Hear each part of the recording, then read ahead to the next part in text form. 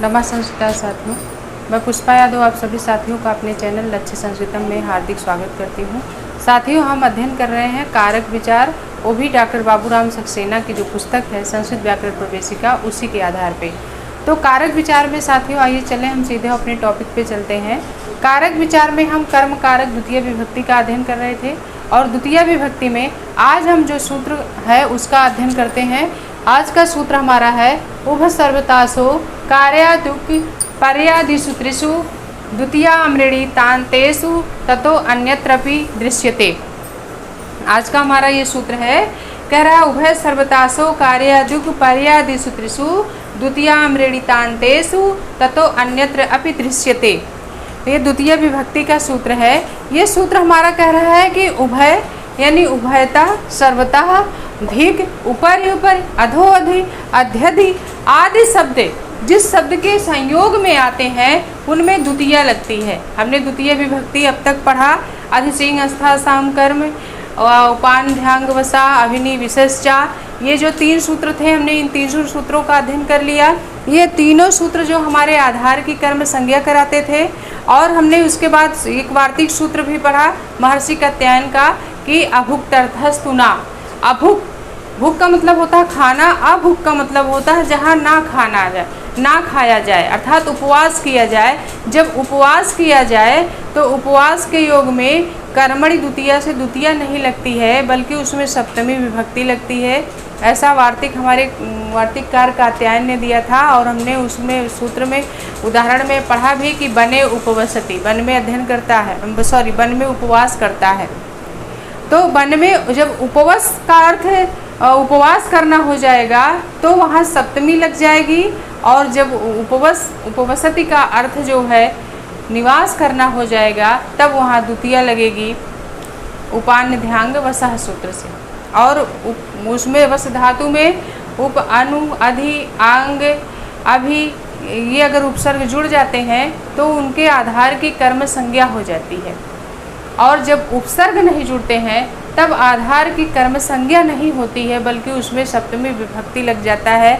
जैसे बने उपवसति में हमने पढ़ा वन में उपवास करता है, तो यहाँ उपवास करना अर्थ है उपवास करना किस वार्तिक से, अभुक्तर्थस्तुना से, कि जब अभुक यानी ना खाना हो, उपवास करना हो तो ऐसी स्थिति में उपवसति का अर्थ जहाँ उपवसति क्रिया जिसके योग में आएगी उसमें सप्तमी लग जाता है। जैसे बने उपवसति, ग्रामे उपवसति, इस तरह से जब उपवास करना अर्थ निकल के आएगा तब सप्तमी लगेगी और जब निवास करना अर्थ होगा तो द्वितीय लगेगी। इस तरह से हमने अध्ययन किया अधिसिंह अस्था साम कर्म का, अभिनी विशेषचा, उपान्य ध्यांग वसा और इसी में एक वार्तिक हमने पढ़ा अभुक्तर्थस्तुना। अभुक्तर्थस्तुना वार्तिक हमारा आधार की कर्म संज्ञा नहीं करता है बल्कि उसमें अधिकरण संज्ञा करके सप्तमी विभक्ति का प्रयोग कराता है। क्यों? उपवास का अर्थ यहाँ उपवास करने से है इसलिए सप्तमी। फिर हम अगला सूत्र उसी के बाद का हमारा ये सूत्र है उभ सर्वतासो कार्यादिकु पर्यादिषु त्रिषु द्वितीया अमृणी तान्तेषु ततो अन्यत्रपि दृश्यते। इस सूत्र का हम आज देख लेते हैं। ये सूत्र कह रहा है कि द्वितीय विभक्ति और कहाँ कहाँ होती है, कहाँ कहाँ द्वितीय विभक्ति का प्रयोग होता है। द्वितीय विभक्ति कर्म कारक का हम अध्ययन कर रहे हैं और इसी क्रम में आगे बढ़ते हुए हमारा ये अगला सूत्र आया कि द्वितीय विभक्ति कहाँ कहाँ और होता है। तो ये हमारा सूत्र कह रहा है उभ सर्वतासो कार्यादिक पर्यादिषु त्रिषु द्वितीया अमृणी तान्तेषु ततो अन्यत्र अपि दृश्यते। सूत्र हमारा कह रहा है कि द्वितीय विभक्ति कहाँ कहाँ होता है। उभय शब्द अगर आ जाए तो वहाँ जिसके योग में उभय शब्द आएगा उसमें द्वितीय होगी। सर्वतः शब्द जिसके योग में संयोग में आ जाएगा वहाँ द्वितीय होगी। धिक शब्द जिसके संयोग में आएगा वहाँ द्वितीय होगी। और क्या है, ऊपरी शब्द जिसके संयोग में आ जाएगा वहाँ भी द्वितीय विभक्ति होगी। अधो अधा जिसके संयोग में आएगा वहाँ द्वितीय होगी। और अध्यधि शब्द जिस शब्द के संयोग में आएंगे उसमें द्वितीय विभक्ति लगेगा। तो हम पहले इसकी परिभाषा लिख ही दे रहे हैं कि द्वितीय कहाँ कहाँ होगी। तो द्वितीय विभक्ति कहाँ होगी, उभयतः, उभयतः शब्द, उभयतः शब्द उभय, उभयतः करिए या उभय कहिए, उभय ही लिख देते हैं। उभय शब्द उभय शब्द जिसके संयोग में आएंगे उसमें द्वितीया होगी। उभय शब्द का अर्थ क्या होता है? दोनों ओर। उभय शब्द का क्या अर्थ होता है साथियों? दोनों ओर। सर्वतः, सर्वतः शब्द का क्या अर्थ होगा? चारों ओर। चारों ओर कहिए या सब ओर कहिए। उभयतः, सर्वतः। धिक शब्द, धिक, धिक का क्या अर्थ होता है? धिक यानी धिक्कार के अर्थ में धिक का प्रयोग होता है, धिक्कार। उभय, सर्वतः, धिक, ऊपरी ऊपरी, ऊपरी ऊपरी। ऊपरी ऊपरी का अर्थ क्या होता है? सीधे ऊपर।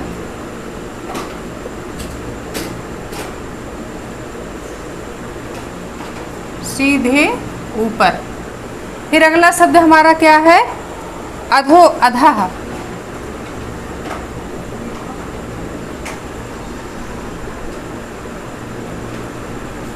अधोधः, अधोधः ठीक नीचे।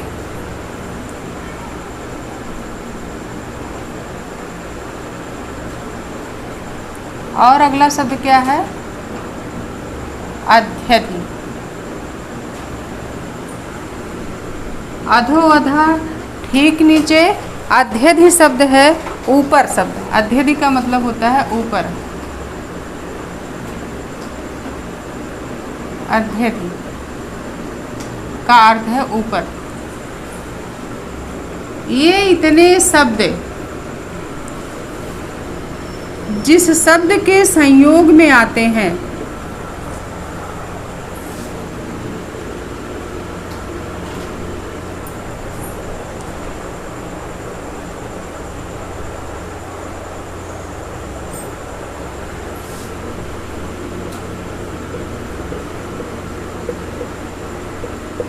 जिसके संयोग में हो या आते हैं उसमें द्वितीया लगती है।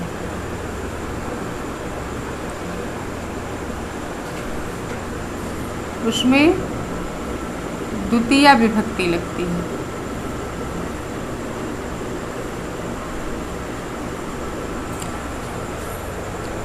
ये कह रहा है सूत्र हमारा, उभय सर्वतासो कार्यादिक पर्यादिशुतिषु द्वितीय अमृतांतेषु ततो अन्यतपि दृश्यते। सूत्र हमारा कह रहा है कि उभय शब्द सर्वतः, धिक, ऊपर ऊपरी, अध्यधि, अधो अधः शब्द जिस शब्द के संयोग में आते हैं उसमें द्वितीया विभक्ति लगती है। उभय का मतलब होता है दोनों ओर, सर्वतः का मतलब होता है सब ओर या चारों ओर, धिक यानी धिक्कार के अर्थ में, और क्या है? अधो अधः ठीक नीचे सीधे जो है अधो अधः शब्द आएगा जिसके ठीक नीचे, ऊपर ऊपरी ठीक ऊपर या सीधे ऊपर, अध्यतः ऊपर शब्द जिसके संयोग में आएंगे साथियों उसमें द्वितीया विभक्ति लगेगी। यानी इतने शब्द जिस शब्द के योग में होंगे उसमें द्वितीया विभक्ति लगती है।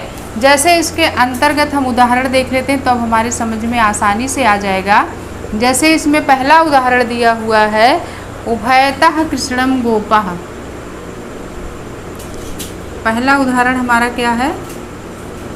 उभयतः कृष्णम गोपः। उभयतः कृष्णम गोपाः। अब दिया है उभय शब्द जिस शब्द के योग में आएंगे उसमें द्वितीया लगेगी। तो उभयतः शब्द आया है किसके योग में? कृष्ण के योग में, क्योंकि गोपाः यानी ग्वाले। उभयतः मतलब क्या है? दोनों ओर। ग्वाले दोनों ओर है किसके? है कृष्ण के। ग्वाले कृष्ण के दोनों ओर हैं, इसका अर्थ है उभयतः कृष्णम गोपाः। ग्वाले कृष्ण के दोनों ओर हैं। ग्वाला गोपाः में बहुवचन है क्योंकि बहुत सारे ग्वाले हैं जो कृष्ण के दोनों ओर खड़े हैं। तो किसके दोनों ओर खड़े हैं? कृष्णम, कृष्ण के दोनों ओर खड़े हैं। अभी हमने यही पढ़ा ना कि उभय सर्वतः, धिक, ऊपर ऊपर, अधो अधः, अध्यधि शब्द जिसके संयोग में हो उसी में द्वितीया लगती है, या जिसके योग में आते हैं उसमें द्वितीया लगती है। तो कृष्ण के योग में आए हैं, क्योंकि गोपा यानी ग्वाले किसके दोनों ओर हैं? कृष्ण के दोनों ओर हैं। गोपा ग्वाले उभयतः माने दोनों ओर हैं, कृष्णम माने कृष्ण के। तो कृष्ण के दोनों ओर ग्वाले हैं, तो किसके दोनों ओर है? कृष्ण के दोनों ओर है। उभयतः शब्द यहाँ कृष्ण के संयोग में आया है, इसीलिए कृष्णम में कर्मणि द्वितीया से द्वितीया विभक्ति का प्रयोग हुआ है। कृष्णम में कौन सी विभक्ति है? द्वितीया है।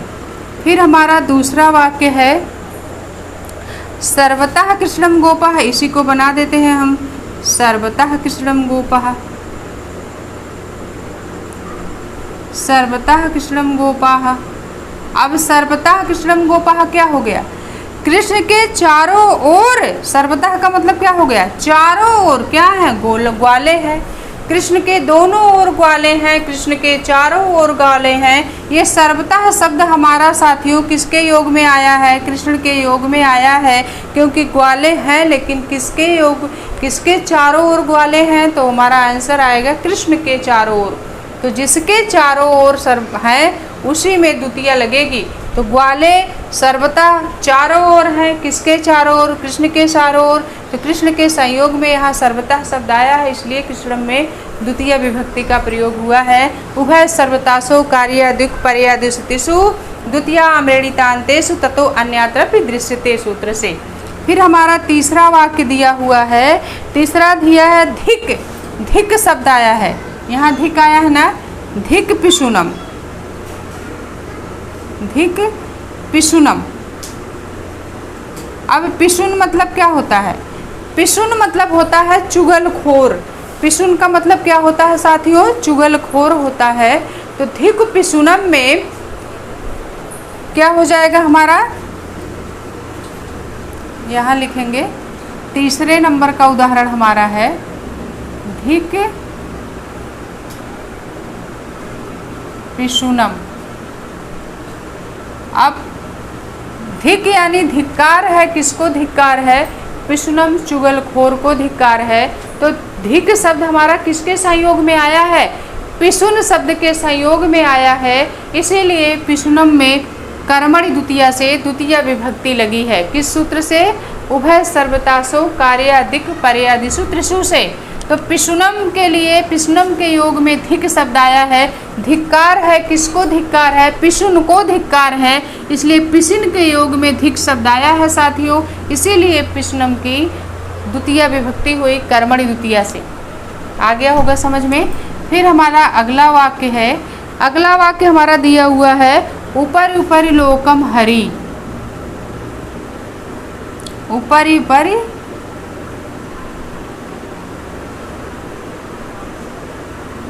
लोकम हरि। अगला वाक्य क्या है? ऊपरी ऊपरी लोकम हरि।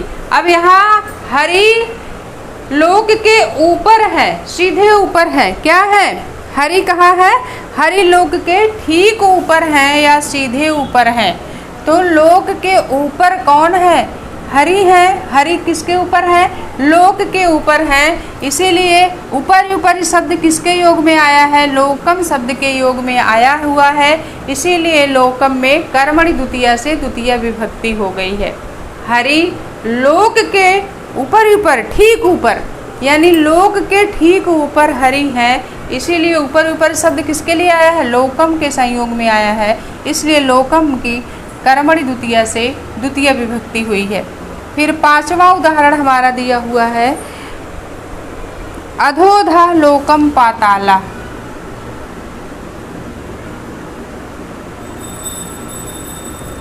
अधोधा लोकम पाताला। अधोधा लोकम पाताला। अब पाताल लोक के अधोधा ठीक नीचे है। पाताल लोक के ठीक नीचे है। पाताल है कहाँ है? ठीक नीचे है। किसके नीचे है? लोक के। लोक के ठीक नीचे पाताल है, तो पाताल लोक के ठीक नीचे है, तो अधोधा, अधोधा का मतलब होता है ठीक नीचे। किसके ठीक नीचे? लोकम, लोक के ठीक नीचे। तो ये अधोधा शब्द हमारा लोकम के योग में आया है, इसीलिए लोकम में कर्मणि द्वितीया से द्वितीया विभक्ति लगी है। इस सूत्र से उभय सर्वतासो कार्य दिक् पर्यादिशुतिषु द्वितीयामृणितान्तेषु ततो अन्यातपि दृश्य से सूत्र से यहाँ अधोधा शब्द किसके योग में आया है? लोकम के योग में आया है। अधोधा का मतलब होता है क्या? ठीक नीचे। ठीक नीचे किसके ठीक नीचे? अगर प्रश्न किया जाए कि ठीक नीचे क्या, किसके ठीक नीचे, आंसर आएगा लोकम अधोधा। लोक के ठीक नीचे, संसार के ठीक नीचे क्या है? पाताल, पाताल है। इस संसार के ठीक नीचे पाताल है और है ऊपर ही ऊपर लोकम हरि, और लोकम इस संसार के ऊपर ही ऊपर, सीधे ऊपर, ठीक ऊपर हरि है। हरि संसार के ठीक ऊपर है, तो इसीलिए ऊपर ही ऊपर शब्द लोकम के लिए यहाँ भी आया हुआ है। इस वाक्य में ऊपर ही ऊपर शब्द यहाँ लोकम के लिए आया है, क्योंकि हरि लोक के ठीक ऊपर है, तो ऊपर ही ऊपर शब्द लोकम, इसलिए इसमें लोकम में द्वितीया हुई है कर्मणि द्वितीया से। अधोधा लोकम पाताला, और पाताल अधोधा नीचे है, किसके नीचे है? लोकम, लोक के नीचे है, तो अधोधा शब्द लोकम के लिए आया हुआ है साथियों, इसीलिए लोकम में कर्मणि द्वितीया से द्वितीया विभक्ति हुई है। फिर अगला और उदाहरण दिया है। अगला उदाहरण हमारा है 6ठे नंबर का उदाहरण हमारा दिया है अध्यधिलोकम। अब यहाँ भी अध्यधि शब्द आ गया। अध्यधिलोकम, अध्यधि का मतलब क्या हो गया? ऊपर। यहाँ देखिए दिया है अध्यधि यानी ऊपर। अध्यधि का मतलब है ऊपर, किसके ऊपर? लोकम, लोक के ऊपर। अब ऊपर शब्द केवल इतना ही वाक्य दिया गया है, अध्यधिलोकम, किसके ऊपर? लोकम, अध्यधि, लोक के ऊपर।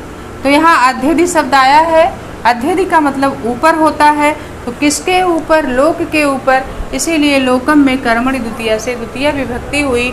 उभय सर्वतासो कार्यादिक पर्यादिशुतिषु द्वितीयामृणितान्तेषु ततो अन्यत्र दृश्यते सूत्र से। फिर हमारा अगला है धिक का उदाहरण एक और दिया है। धिक त्वाम पापिनाम, पापिनम, धिक त्वाम पापिनम, धिक त्वाम पापिनम।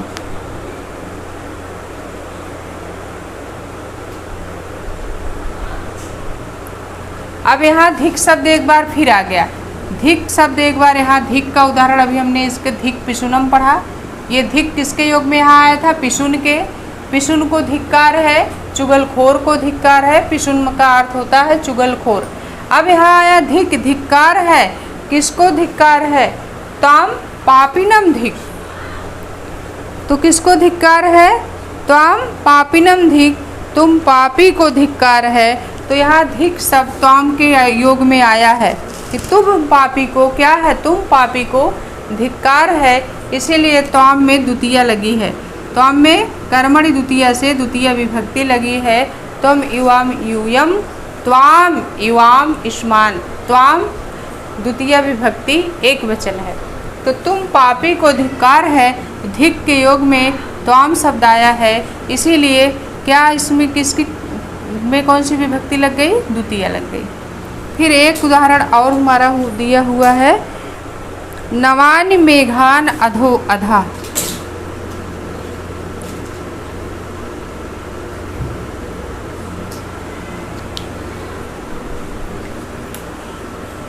अगला उदाहरण हमारा एक और है, अधो अधा का एक उदाहरण और दिया हुआ है। नवानि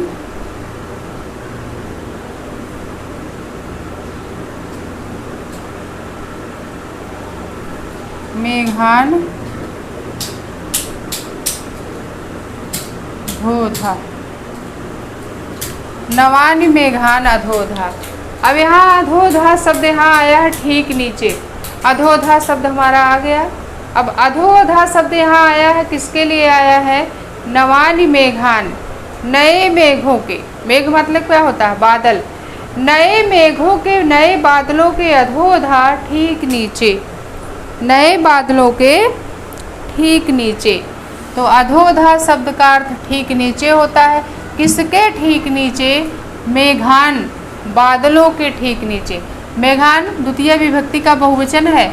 मेघान में द्वितीय विभक्ति का बहुवचन है।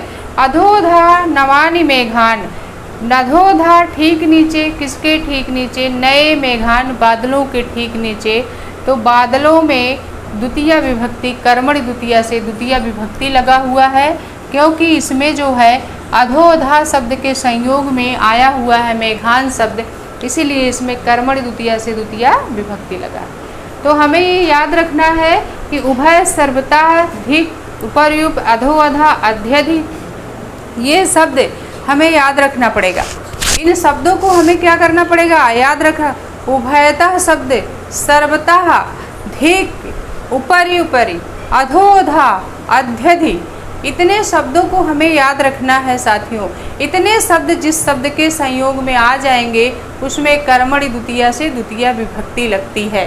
तो उपरि उपरि, उभयतः, सर्वतः, धिक, उपरि उपरि, अधोअधा, अध्यधि शब्द जिस शब्द के संयोग में आएंगे उसमें द्वितीय विभक्ति लगेगी और इसका सूत्र है उपसर्वतासो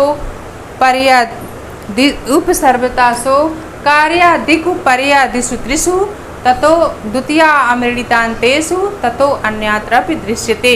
यही हमारा सूत्र है। इस सूत्र को याद रखिए साथियों। आप जितने सूत्र हम पढ़ा रहे हैं कर्मणि द्वितीय से, आप सारे सूत्रों को जब बार बार रिवीजन करेंगे तो सारे सूत्र याद हो जाएंगे और जिस सूत्र के अंतर्गत जो उदाहरण दिया हुआ है हमें उसी सूत्र का उदाहरण याद रखना। हमें इसका उदाहरण उसमें, उसका उदाहरण उसमें, ऐसे नहीं करना है।